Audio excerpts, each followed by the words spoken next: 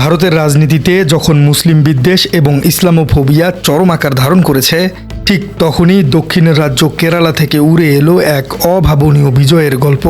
যে দেশে হিজাব পরার অপরাধে মুসলিম নারীদের স্কুল কলেজ থেকে বের করে দেয়া হয়, সেই দেশেই এবার হিজাব পরে সরাসরি বিধানসভায় পা রাখছেন এক অদম্য মুসলিম সাহসী তরুণী। এই ঘটনা শুধু ভারতের রাজনীতিতেই নয়, বরং পুরো উপমহাদেশের রাজনীতির সমীকরণে একটি বিশাল ধাক্কা দিয়েছে। দর্শক, সবচেয়ে বড় কথা হলো এই বিজয়ের পর দিল্লির মসনদে বসে থাকা নরেন্দ্র মোদী এবং কট্টর হিন্দুত্ববাদী সংগঠনগুলোর ঘুম হারাম হয়ে গেছে। কিন্তু কে এই হিজাবি নারী? কিভাবে তিনি বামপন্থীদের এক অবেধ্য দুর্গ ভেঙে চুরমার করে দিলেন? কেন তাকে নিয়ে এত ভয় হিন্দুত্ববাদীদের? আর ভারতের মুসলিম নারীদের জন্য তিনি কিভাবে এক নতুন আশার আলো হয়ে উঠলেন? দর্শক, আজ আমরা ডাটা, পরিসংখ্যান এবং রাজনৈতিক গভীর বিশ্লেষণের মাধ্যমে এই পুরো বিষয়টি আপনাদের সামনে তুলে ধরব। ভিডিওটি শেষ পর্যন্ত দেখুন, কারণ আজকের তথ্যগুলো আপনার চিন্তার জগৎকে নতুন করে নাড়া দিবে। দর্শক, কেরালার রাজনীতি মূলত দুটি বড় জোটের মধ্যে বিভক্ত। বামপন্থীদের এলডিএফ এবং কংগ্রেস নেতৃত্বাধীন ইউডিএফ। পেরামরা বিধানসভাটি ছিল বামপন্থীদের এক দুর্ভেদ্য দুর্গ। বছরের পর বছর ধরে এখানে সিপিআইএম এর একচ্ছত্র আধিপত্য ছিল। কিন্তু এবারের চিত্রটি সম্পূর্ণ ভিন্ন। এই বাম দুর্গে হানা দিয়ে বিজয় ছিনিয়ে এনেছেন ইন্ডিয়ার ইউনিয়ন মুসলিম লীগের প্রার্থী, মাত্র 34 বছর বয়সী এক হিজাবি তরুণী ফাতেমা তাহলিয়া। পরিসংখ্যানের দিকে তাকালে এই বিজয়ের বিশালত্ব বোঝা যায়। ফাতেমা তাহলিয়া মোট 63,999 ভোট পেয়েছেন। তিনি তার নিকটতম প্রতিদ্বন্দ্বী এবং সিপিআইএম এর অত্যন্ত হেভিওয়েট প্রার্থী নেতা রামকৃষ্ণানকে 4,700 ভোটের সুস্পষ্ট ব্যবধানে পরাজিত করেছেন। রামকৃষ্ণনের মতো একজন প্রাজ্ঞ রাজনৈতিককে হারানো কোনো সাধারণ বিষয় নয়। এই জয় প্রমাণ করেছে সাধারণ ভোটাররা এখন আর চিরাচরিত রাজনীতির উপর নির্ভর করতে চাইছে না। তারা খুঁজছে এমন এক নতুন শিক্ষিত এবং সাহসী নেতৃত্ব, যিনি তাদের অধিকারের কথা জোরালোভাবে তুলে ধরতে পারবেন। কিন্তু দর্শক, সবথেকে বড় প্রশ্ন হলো, কে এই ফাতেমা তাহলিয়া? ফাতেমা তাহলিয়া রাতারাতি তৈরি হওয়া কোনো নেতা নন। তার জন্ম কেজিকোর জেলার পেরুভায়ালে। একেবারে তৃণমূল পর্যায় থেকে ছাত্র রাজনীতির মাধ্যমে তিনি নিজেকে তিল তিল করে গড়ে তুলেছেন। তিনি দীর্ঘদিন মুসলিম স্টুডেন্ট ফেডারেশনে নেতৃত্ব দিয়েছিলেন। এরপর কোজিকোর কর্পোরেশনে নির্বাচিত কাউন্সিলর হিসেবে অত্যন্ত সফলতার সাথে দায়িত্ব পালন করেছেন। বর্তমানে তিনি মুসলিম ইউথ লীগের রাজ্য সম্পাদক হিসেবে এক বিশাল দায়িত্ব পালন করছেন। সবথেকে বড় কথা হলো ফাতেমা একজন উচ্চশিক্ষিত পেশাদার আইনজীবী। কোজিকোর সরকারি আইন কলেজ থেকে এলএলবি এবং ত্রিশূর সরকারি আইন কলেজ থেকে তিনি স্নাতকোত্তর ডিগ্রি অর্জন করেছেন। বর্তমানে তিনি কলিকট জেলার আদালতে নিয়মিত আইন পেশায় নিয়োজিত। অর্থাৎ তিনি শুধু রাজপথের নেতাই নন, বরং তিনি সংবিধান এবং আইনের একজন দক্ষ বিশ্লেষকও। ফাতেমার এই বিজয় আর একটি বড় কারণে ঐতিহাসিক। ইন্ডিয়ান ইউনিয়ন মুসলিম লীগ ভারতের একটি ঐতিহ্যবাহী মুসলিম রাজনৈতিক দল, কিন্তু এই দলের ইতিহাসে আগে কখনো নারী বিধায়ক নির্বাচিত হননি। পুরুষ শাসিত একটি রাজনৈতিক দলেও যে নারীরা নিজেদের মেধা, দক্ষতা এবং সাহসের জেরে নেতৃত্বে আসতে পারে, ফাতেমা তাহলিয়া তার এক জ্বলন্ত উদাহরণ তৈরি করেছেন। দলের শীর্ষ নেতৃত্ব যখন এক হিজাবি তরুণীর উপর আস্থা রেখে তাকে একটি কঠিন আসনে মনোনয়ন দিয়েছিলেন, অনেকেই তখন ভ্রু কুঁচকেছিলেন।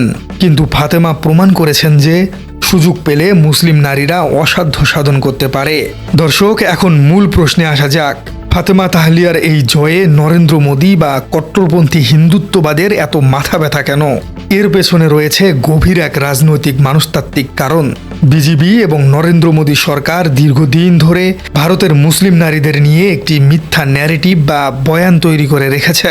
তাদের মূল বয়ানটি হলো মুসলিম নারীরা তাদের পরিবার ও সমাজে চরম অবহেলিত।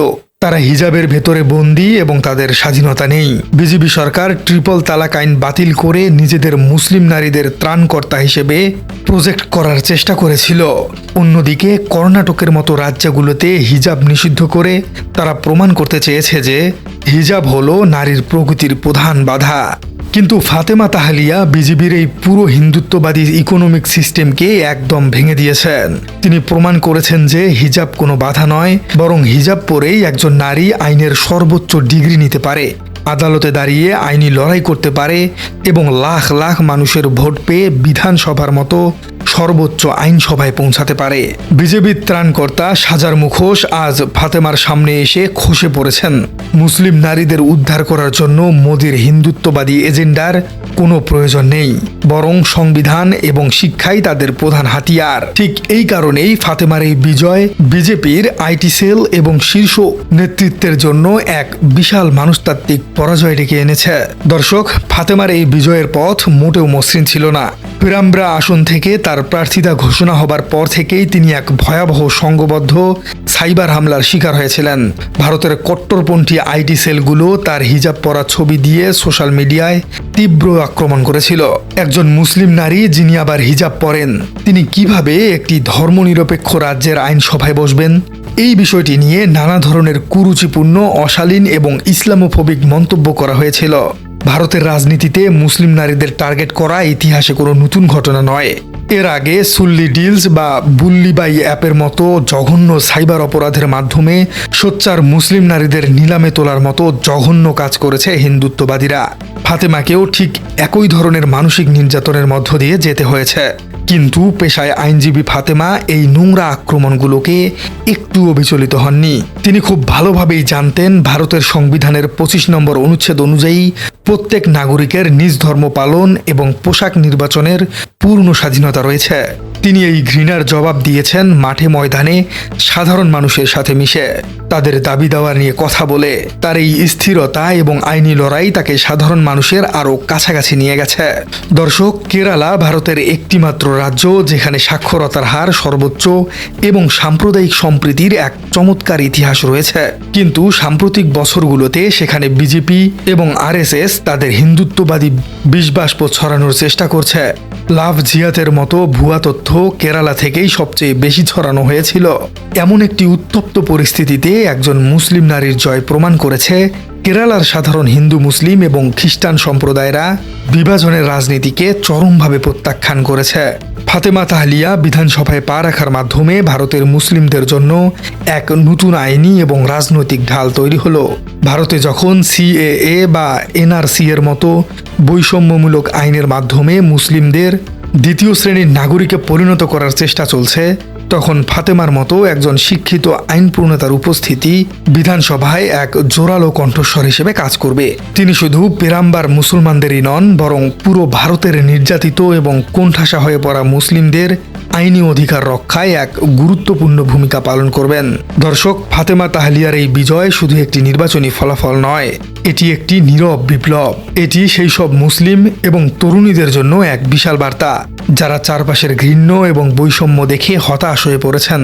ফাতেমা প্রমাণ করেছেন যে শিক্ষা, মেধা এবং সংবিধানের প্রতি অবিচল আস্থা থাকলে যে কোনো দুর্গই জয় করা সম্ভব, তা সে বাম দুর্গ হোক বা হিন্দুত্ববাদীর ঘৃণার দেয়াল। প্রিয় দর্শক, আপনার কি মনে হয় ফাতেমা তাহলিয়ার এই উত্থান কি ভারতের অন্যান্য রাজ্যেও মুসলিম নারীদের রাজনীতিতে আসার সাহস যোগাবে, নাকি মোদী সরকার নতুন কোনো আইনের গ্যারাকলে ফেলে এই ধরনের তরুণ নেতৃত্বকে সামনে দমন করার চেষ্টা করবে?